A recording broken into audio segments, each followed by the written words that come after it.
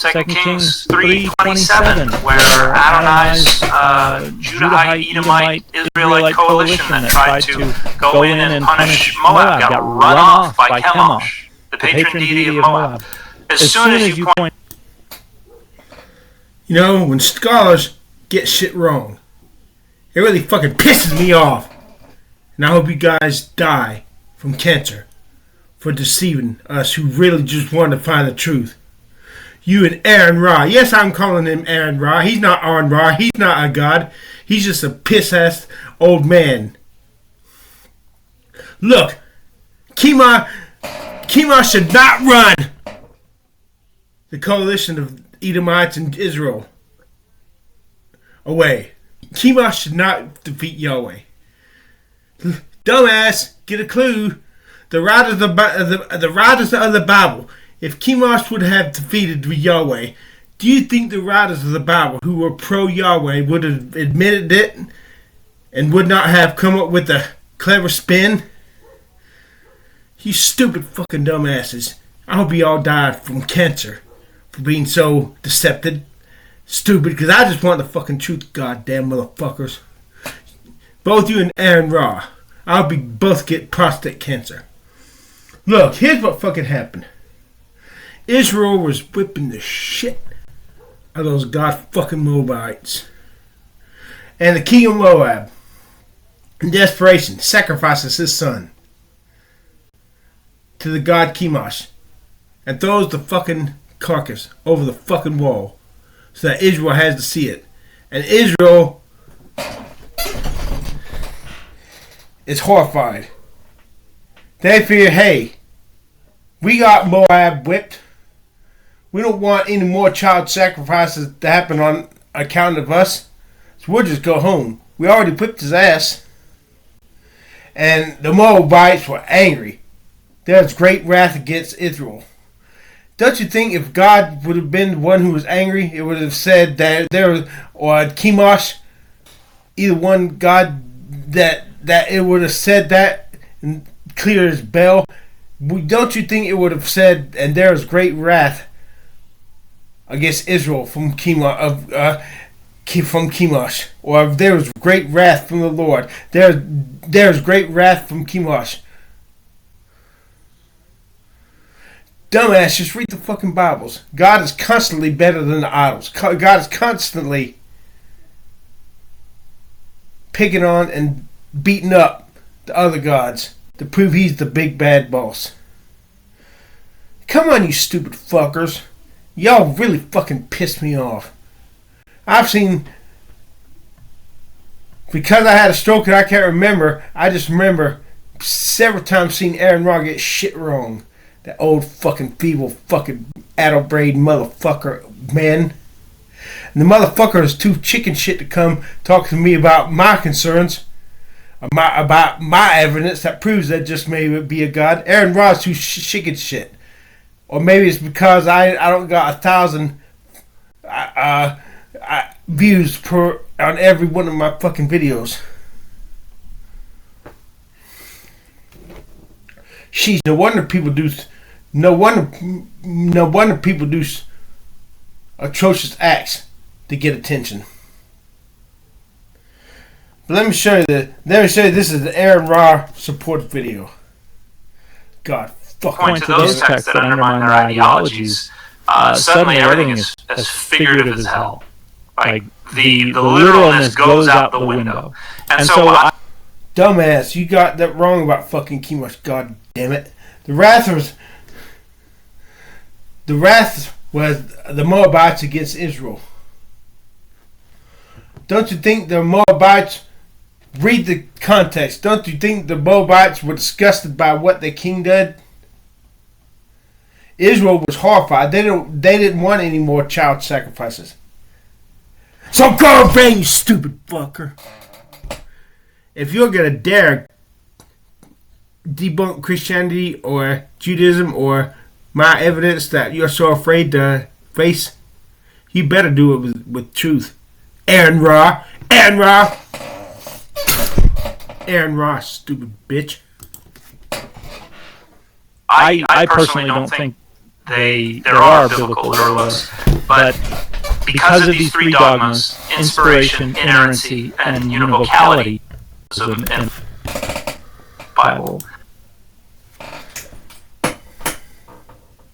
Come on, you goddamn motherfucker. And we'll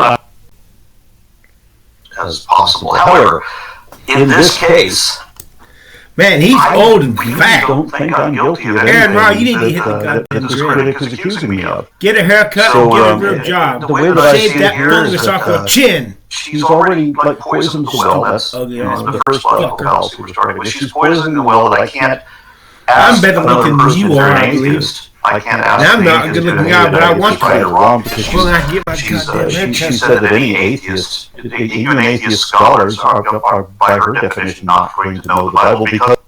Aron Ra, I've seen you get shit wrong before. I've called you out in my many videos, and if you're a lazy ass, will go watch my fucking videos and die like me, you son of a bitch. But J. Harold Smith has got you pinned down. J. Harold Smith has got you clinched, you stupid motherfucker. J. Harold Smith has got concrete evidence. No other religion has killed people for refusing to get saved. Or for mocking it. Nobody has ever died for mocking Hinduism or Islam or voodoo. There are stories. And all the atheists can do is say that all these stories never happened. They were told by reputable sources. If your atheists tell you, if a scientist tell you something, do you say, "Oh, he never"? If you're having a dialogue and one of your fellow atheists said, "Well, Richard Dawkins said this," or better yet, the scientist said this. Well, this atheist tells a story. Do you tell that atheist, "Hell, that story never happened"? You stupid bitch. You're afraid of my evidence. I'm going to present this evidence one more time. Aron Ra, and if you do not address this evidence, I hope you die of cancer. I hope you and Matt Dillahunty and Jimmy Snow die slowly of cancer and burn in hell forever. Because I'm trying to get to the bottom of this. What the hell is happening, you stupid son of a... I curse you. I want to dance on your fucking grave, you son of a bitch. I hope you die for not addressing my evidence. I hate you. I wish these people who ignore me would die violently. I was conducting a revival, a associational-wide revival sponsored by the 27 Baptist in Louisiana. You know, in Louisiana they do not have counties. Revival, associational-wide revival sponsored by the 27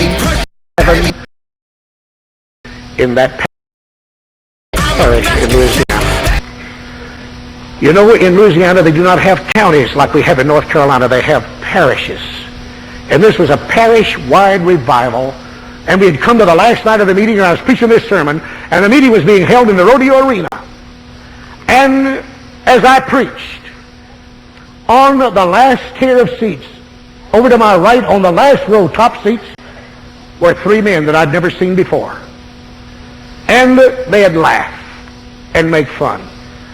Now, preacher, it has never bothered me. When a little baby starts crying, the mother gets up and walks out, that don't bother me. But under God, I cannot preach if I see two young people laughing. I cannot preach if I see anybody mocking. It just somehow or another takes it away from me. 3 times. I stopped. And I said the last time, if you men don't want to hear me preach, a lot of these people have come from miles to be here tonight, and they do, would you just get up and walk out of the arena? One of them said, if you think you're man enough to come up here and put us out, you just come up here. And I prayed a prayer. Never have prayed before, never have prayed since. I said, dear Jesus, let me backslide for 15 minutes. And I promise you, Lord, if you'll let me backslide for 15 minutes, I'll go up there and beat the devil out of all 3 of them. And God said, I didn't call you to fight, I called you to preach. He said, you turn them over to me. And I did. And they continued to mock all the way through the sermon. We had over 400 people to walk down that aisle that night and give their hearts to Jesus Christ. I fully intended to never show them enough attention to address them again. But just as I was ready to pronounce the benediction, my arm came up. Preacher, did anything ever come out that you hadn't planned to say? That you couldn't help but say it? Has that ever happened to you? But how many of you preachers here have ever had something just come out that you didn't have in your notes and it just came out? Yes, every preacher, every God-called preacher has. And my arm just came out and I said, I don't know who you three gentlemen are. But all three of you stepped over God's deadline, God signed your death warrant, and God's going to kill all three of you. That was about 10:15 Sunday night. At 8 o'clock the next morning, I didn't know who these men were. They were three businessmen. One of them put the key in the door of his office on Main Street in Ringo, Louisiana, and dropped dead. At 11:30, the second man started across the street to a little restaurant to have his lunch from his office, and a lady was driving up the street and almost ran over him. She said he just walking along normal, fell flat on his face, and died right there in the street. At 5:30 that afternoon, the third man was sitting in his office, and he said to his secretary, my two friends are in hell, and before the sun goes down, I'll join them. And pitched out at her feet a corpse. My wife was with me in the revival. We had closed the revival meeting on that Sunday night, and we had driven about 100 miles to a little country church to begin a revival meeting on Monday night. And there were no motels within 25 miles of that little country church. And we were staying in the home of the pastor. We had preached on Monday night. Baby, push my face, I'm a basket cake. Baby, push my face. Broke my back so you would love me, but instead you stood above, you spit me out, you kicked me down. I hate you, never love me.